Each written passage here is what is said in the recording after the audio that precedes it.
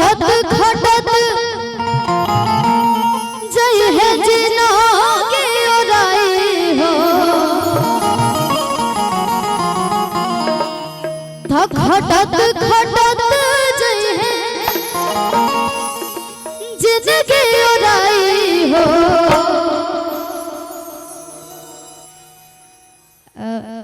एक गाना खाते ये पैसा ना है हमरा खातिर बहुत बड़ा आशीर्वाद बा। बिल्कुल कैसे कि जब कलाकार का पैसा दे ये शिवानी जी के पापा हैं। इधर आइए एक रुको तन में मिला नदी। मैं चाहता हूं कि शिवानी जी के पापा के लिए एक बार जोरदार आप लोग ताली बजा दीजिए। एक बाप बेटा के लिए चाहे बेटी के लिए दोनों के दे दे के दे। हेलो हेलो एकरा के सेम लेवल दिला दे। जो एक पिता है ने रुकी जय मत जो एक पिता अपनी बेटी के लिए बेटा के लिए जो मेहनत करता है शायद बेटा या बेटी भूल जाते हैं, लेकिन मैं कहता हूं कि बाप माँ एक ही बार मिलेंगे। मैं सभी से निवेदन करता हूं कि बाप माँ का हमेशा आप लोग सेवा करें और ऐसा पिता सबको मिले। वो गाना मैं खड़ा होकर सुनूंगा। कि खटत खटत जय है कि खटत खटत जय है जिनके ओराई हो कि कर जान कबो माई बाबू के दिलाई हो। कर जान कबो माई बाबू के भलाई हो। खटत खटत जय है जिनके ओराई हो। खटत खटत जय है जिनके ओराई हो। कर जान कबो माई बाबू के भलाई हो। कर जान कबो माई बाबू के भलाई हो। लेकिन भैया ए ना इनमें गाओ क्योंकि बाप खाती चाहे बेटी बाप खाती कह दिया तुझे ना देखूं तो मुझे आता नहीं। तुझे ना देखूं तो मुझे आता नहीं। एक तेरे सिवा कोई और मुझे भाता नहीं।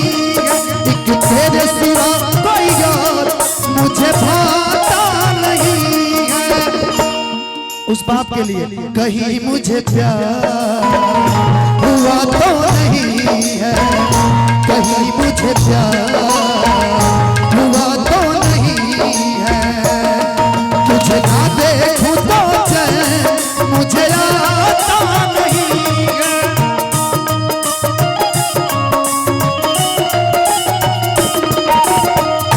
कर जाना कबो माई बाबू के भलाई हो।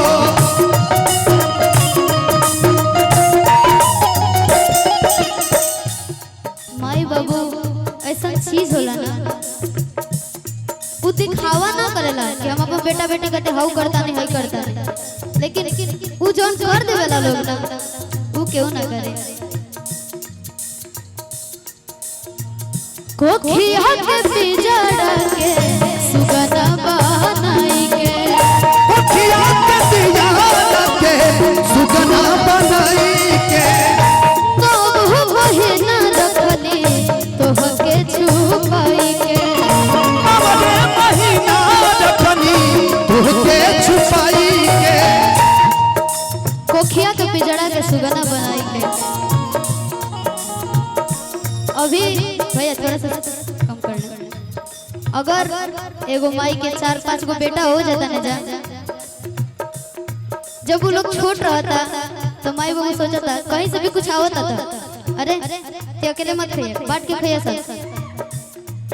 लेकिन भैया अगर वो बेटा बड़ हो जाता ना तो माई बाबू के दिन में बांट दिया जाता कि 10 दिन ते खिए तो 10 दिन हम खिए। शिवानी जी माई बाप के बंटवारा तो होते बा, लेकिन भाई भाई में जब बंटवारा होला वो बेरा एगो बड़ भाई के जब कंधा पे जब पूरा घर के बोझ होला वो भाई एक लाइन का कहेला मुक्तक के भाव कि माई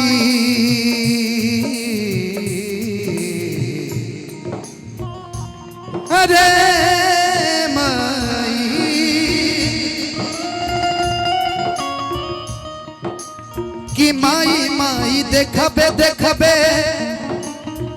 ई हमरा के डहकावत बाटे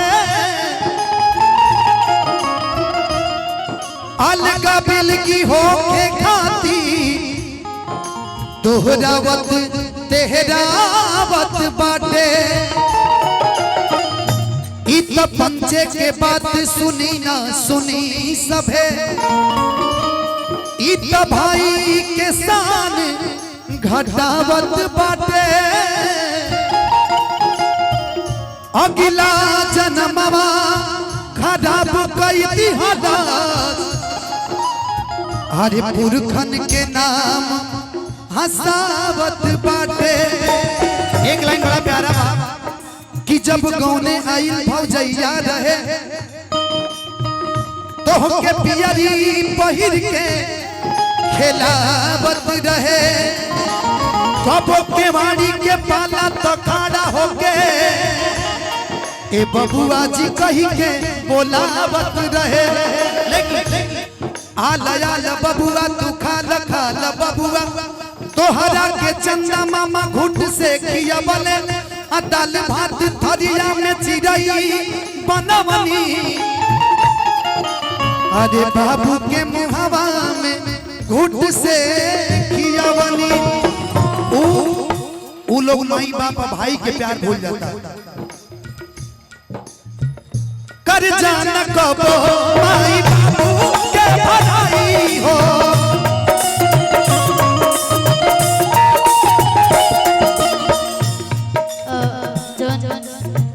बोलने एकदम सच्चाई है। पहले के लोग में और आज के लोग में जमीन आसमान के फर्क बा। लेकिन ई जोन गाना गाना भैया एकरा के समझे के बहुत जरूरत बा। बिल्कुल बिल्कुल ई गाना हम सुनते ना हमारा ऐसे तो बहुत प्यार बा लेकिन मम्मी पापा के लिए और ज्यादा प्यार बढ़ गई। कोखिया के पिजड़ा के सुगना बनाई के सुगना बनाई के हो सुगना बनाई के तो महीना रखली तो हके छिपाई के हो तो हके छिपाई के सही सही पीड़ा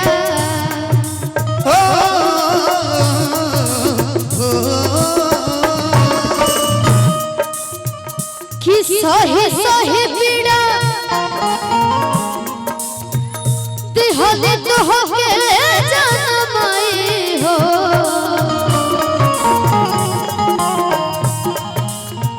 सही सही पीड़ा दिहले तो होके जनमाई हो कर जाना कबो माई बाबू के भलाई हो कर जाना कबो माई बाबू के भलाई हो के धार के हो के तन पियाई है गो माई बिना अमृत के धार के हो के तन पियाई है गो माई बिना कैसे करे जावा छुड़ाई ये भाई है गो माई बिना कैसे करे जावा छुड़ाई ये भाई है गो माई बिना कर जाना कबो माई बाबू के भलाई हो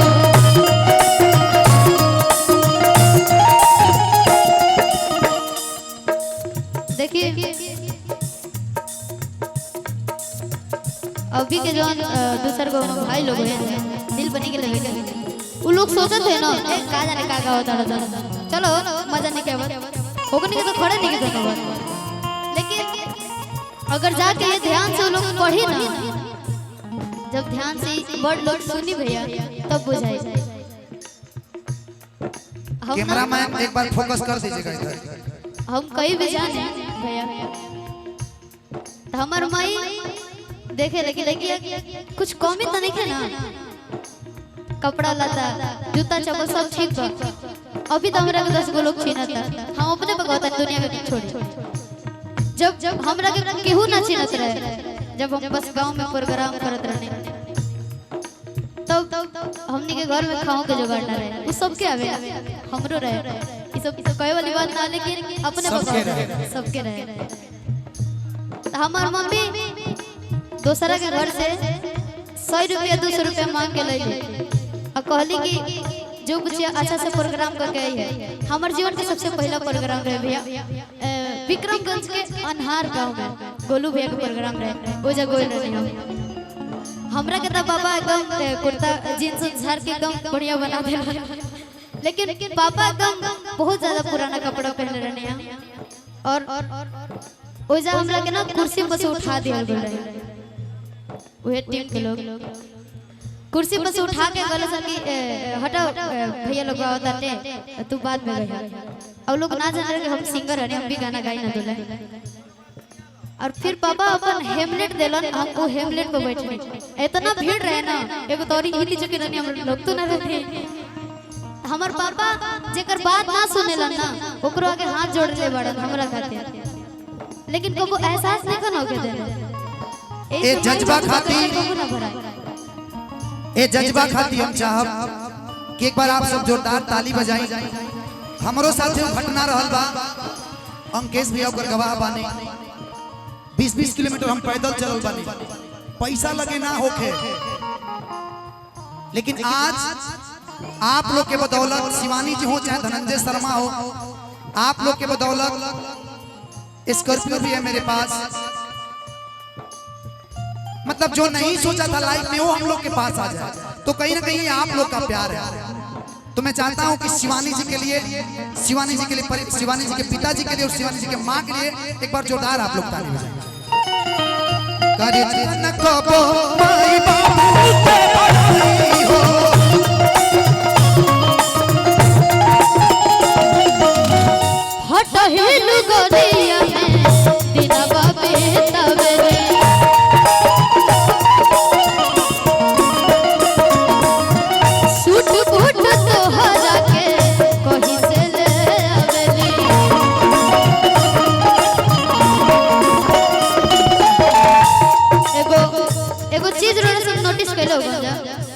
जब अभी लगले दशहरा रहल बना, सब अपना मम्मी से जीत करम जा, पापा से जीत करम जा, ए माई हमरा के कपड़ा चाहिए, हम पुरानका वाला ना पहन के जाए।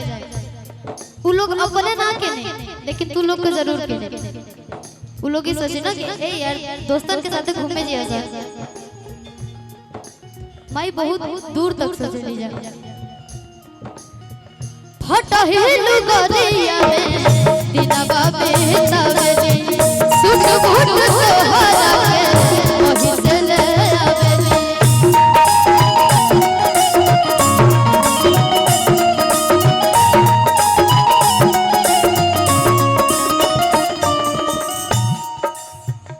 पियली पसीना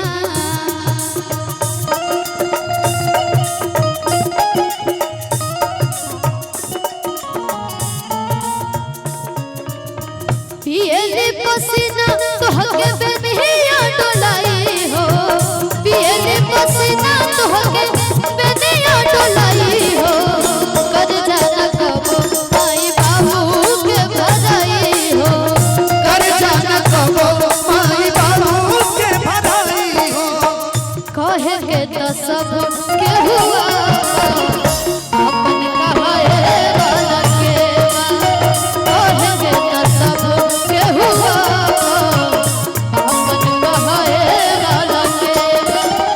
सुखवा में सबे हुआ, सुखवा में सबे हुआ, दुखवा बटावे वाला के कहे के तो सब के हुआ अपन कहावे वाला के।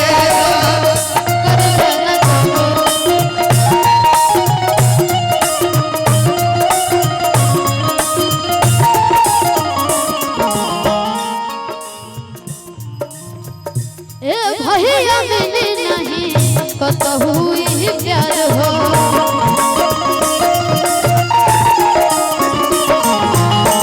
बिन भाई बाबू के बाद दुनिया आधार हो।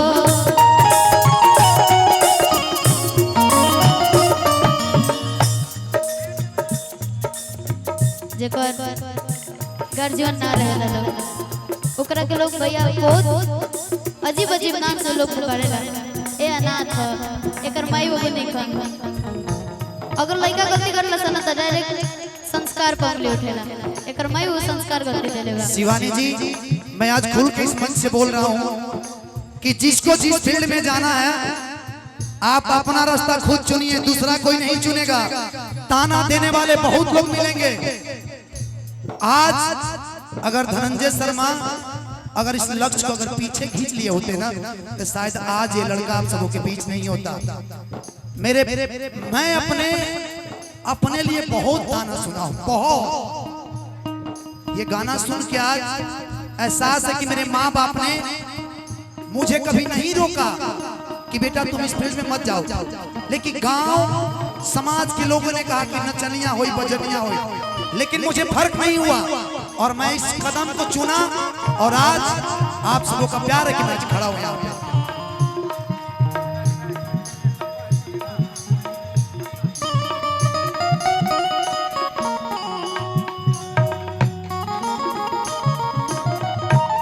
सेक्रेटरी CDCM लहरी कैमूर रोहतास पैक्स अध्यक्ष नीरज जी की तरफ से बहुत बहुत रुपए का आशीर्वाद प्रणाम बा। और लास्ट में बड़ी प्यारा शब्द बा भैया।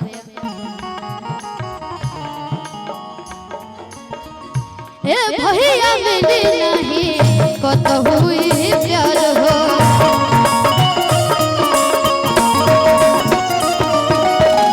बिन भाई बाबू के दुनिया आधार हो।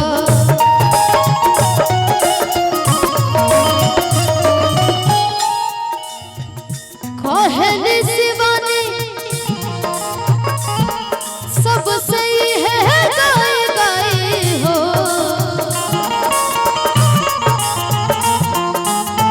कहले धनंजय सब सही है गाई गाई हो। कर जाना कबो माई बाबू के भराई हो, कर जाना कबो माई बाबू के भराई हो। खटत खटत चाहिए जीना की ओराई हो, खटत खटत खटत खटत खटत खटत खटत चाहिए जिंदगी ओराई हो। कर जाना कबो माई बाबू के भराई हो, कर जाना कबो माई बाबू के भराई हो, कर जाना कबो माई बाबू के भराई हो। ताली बजा के स्वागत कर दे।